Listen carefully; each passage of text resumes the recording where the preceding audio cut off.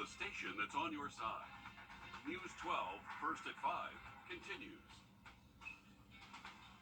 Rory McIlroy, he has been the face of the campaign against Live Golf. Now he'll have to coexist with the new merger. McIlroy's message coming up. But first, wildfires in Canada, they are sending smoke across much of the U.S. this evening, leading to air quality issues for millions of people. In some parts of the U.S., airports are delaying flights because of the lack of visibility. I believe there's some sporting events now being canceled, baseball games, WNBA games being canceled. You're taking a look here at New York City. The sky is a hazy orange. City has one of the worst air quality alerts in the entire world right now. Looks like something out of an apocalypse, as you can see here. And 5:30 traffic. 5:32 is your time. Things looking pretty good on the roads. All right, thanks, Chris. What's going on with Augusta's cyber shutdown? How long will these issues last, and when will we know everything? Gosh, questions we have had for a couple weeks now as we now enter the third week of these issues. City services we all use are getting back to full capacity. News 12's Craig Allison sat down with a cyber expert to get some perspective on how severe this problem is. Midway through week 3, the city has been able to get all of their essential departments working, but with temporary workarounds. City plans to give an update Friday, but most of those updates have been limited without questions allowed. Spoke with cybersecurity expert John Shire, field chief technological expert at Sophos. He explained while this cyber issue isn't out of the ordinary, it will take time and money to resolve. Whether this unauthorized access of data is the hacker group Blackbite or something else, Augusta's IT department will have to comb through each department to find the threat actor, saying all machines are suspect until the threat is pointed out. Shire says Augusta could be faced with a similar blow to their wallet, much like Atlanta faced with their own cyber attack. If you look at what they went through, it might indicate some of the things that the city of Augusta is going to go through, which is, they were allegedly ransomed for just over $50,000 at the time, and they spent millions recovering. All new on News 12 at 6 o'clock. We'll continue to hear what's likely happening behind the scenes and what it could take to get things back to normal. All right, thanks for keeping us updated on that, Craig, wrong name there. Almost got it right. All right, well, since the shocking news came down about the merger between the PGA Tour and Live Golf and the DP World Tour, players from all over the world have commented on this in one way or another. Yeah, I think Twitter melted yesterday. News 12 Sport Director Dan Booth joins us now to tell us what fan favorite Rory McIlroy had to say when he stepped up to the mic. Dan. The news of the merger caught the majority of, if not all, the players off guard. And since the Live Golf Tour began its inaugural season last year, no player has been more outspoken in support of the PGA and against the Live Golf Tour than Rory McIlroy.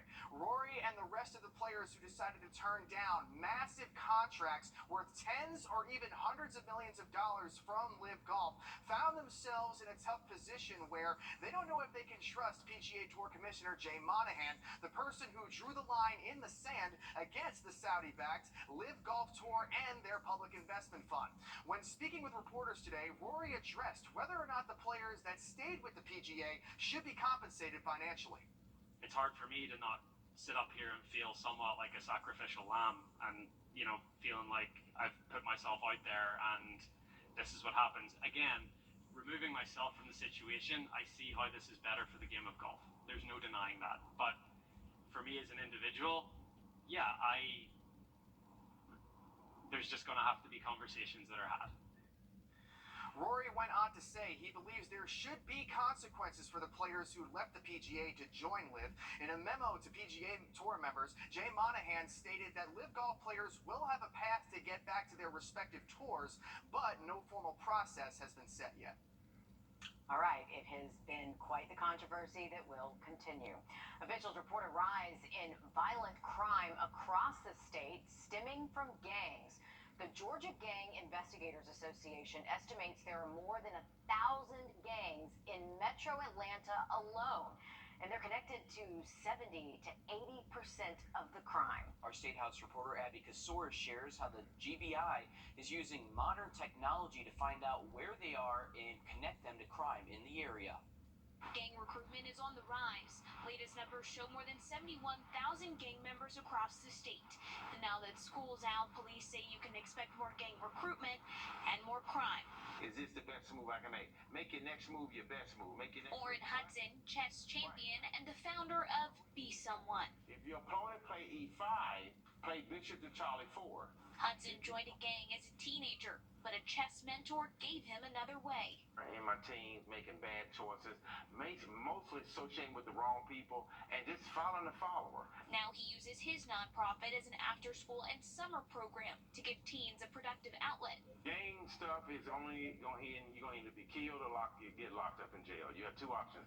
Keeping kids out of gangs is key. GBI agent Ken Howard says they need parents and community members to help, while the GBI's gang task force is working across the state with local law enforcement, scouring social media, and investigating anyone recruiting. Our gangs are recruiting all over the school systems in the state of Georgia. Recruiting even in elementary school. He says gangs are behind the majority of violent crime in the state. Their data shows that violent crime in the state is increasing. They estimate that a murder, robbery, rape, or aggravated assault occurs every 15 minutes. We identify who the criminals are, who they network with, who they interact with, who they commit crime with, through various investigative techniques. And then sometimes a local partner, they may respond to a violent crime and identify a suspect, and that just so happens to cross with the intel that we've built on this organization. Recent legislation signed into law by the governor would increase penalties for anyone caught trying to recruit a minor into a gang. 10 years with a chance to lessen that sentence if they give up information on someone else in the gang. That bill goes into effect July 1st. In Atlanta, I'm Abby Casores. Thanks, Abby. A quick traffic reminder, if you plan on traveling in South Carolina tomorrow, several state agencies will be conducting a full-scale hurricane evacuation across the Palmetto State from 8 a.m. through 3 in the afternoon. You'll see a lot of personnel along I-26, U.S. Highway 21, 278, and 501, and State Highway 544. This will be a simulated lane reversal for when the coast must evacuate for a hurricane. All right, happening now. I want to take a live look, live at 5. Students walking across the stage of the USC Aiken Convocation Center. This is the graduating class from the Aiken County Career and Technology Center. These students studied a trade or industrial skill, and now they have the tools they need to enter the workforce. Congratulations to this graduating class and everybody else graduating today. We know their parents, their families, everybody's so proud. This is such an important moment for all of them. Well, the United States has seen several train derailments this year, and first responders are practicing what to do in case it happens again. We'll show you how that training works coming up next. Chris?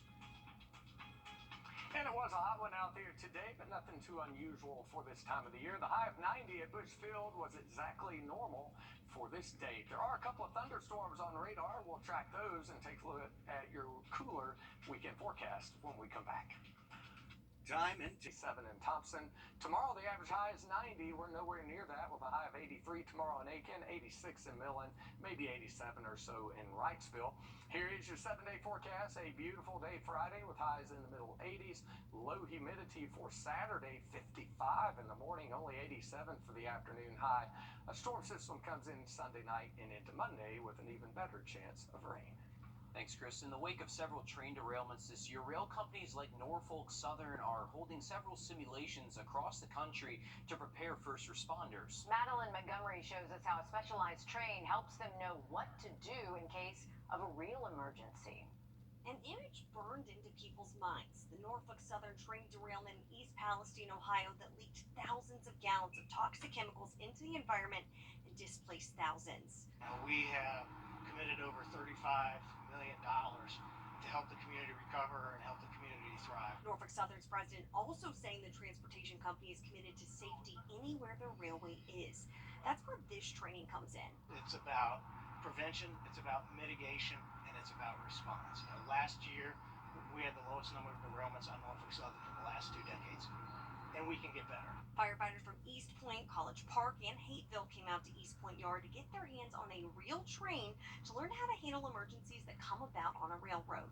Training with the first responders is all about the response, making sure that they understand what happens on a rail train. We want to make sure that they have exposure to this. Governor Brian Kemp and Georgia's First Lady also made an appearance to show support for Norfolk Southern, whose headquarters moved to Atlanta at the end of 2021. We know how important training like Norfolk Southern's been doing, training 5,000 first responders a year, literally moving this train all over the country to do that. We know how important that is.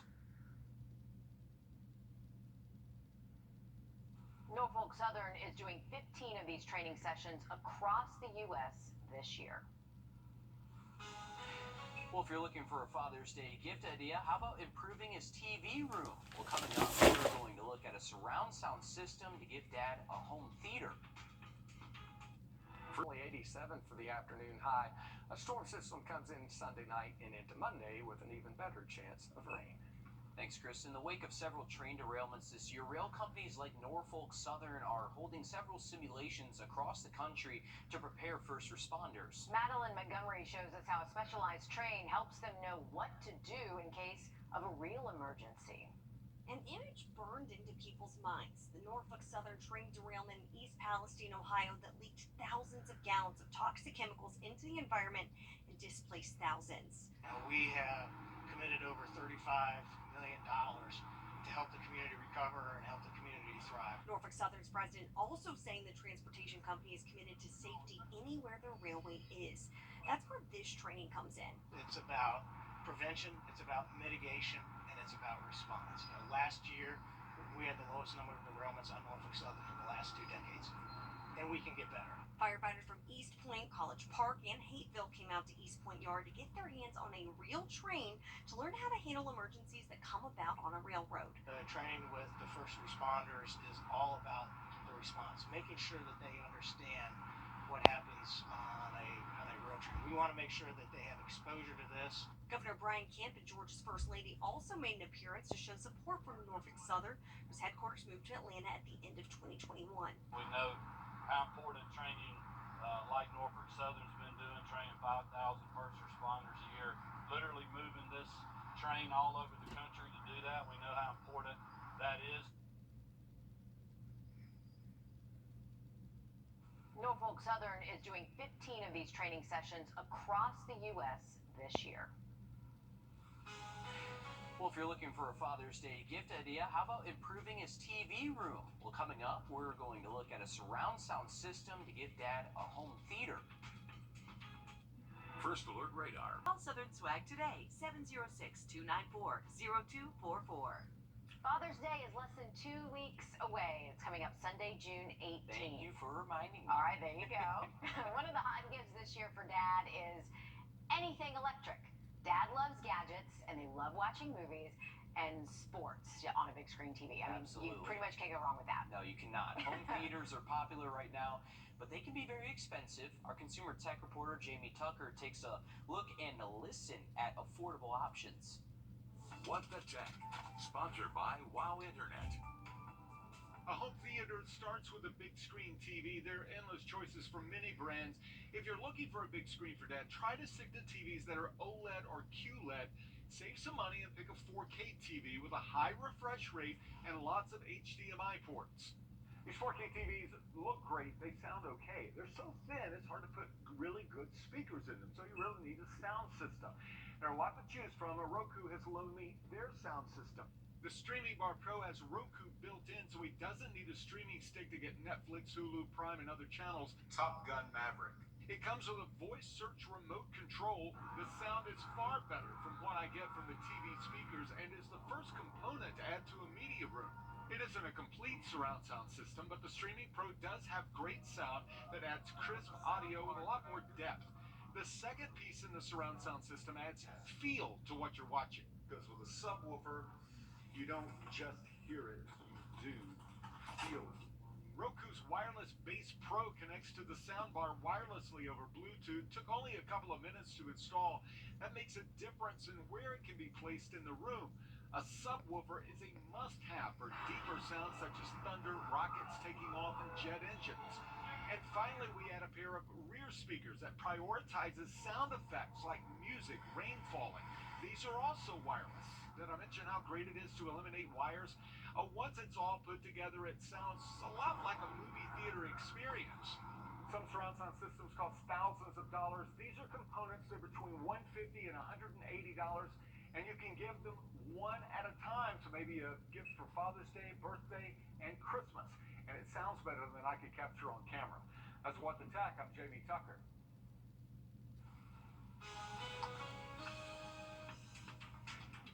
And we are tracking a few thunderstorms out there this afternoon on our First Alert Radar Network. Nothing severe at the moment. We'll track those storms and take another look at your 7-day forecast when we come back. Attention homeowners. Lines now. That's 999-9999.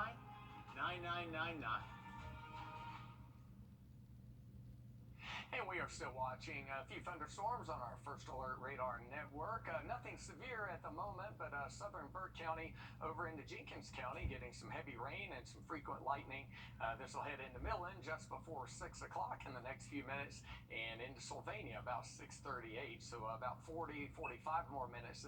Also tracking this thunderstorm moving through Washington County. That one's moving into Davisboro in the next 5 to 10 minutes. Into Louisville about 6:30, you'll get a downpour, but again, nothing severe out there for the time being. We'll keep an eye on those. As for tomorrow morning, there could be a few showers earlier in the day as a frontal boundary comes in and cools us off.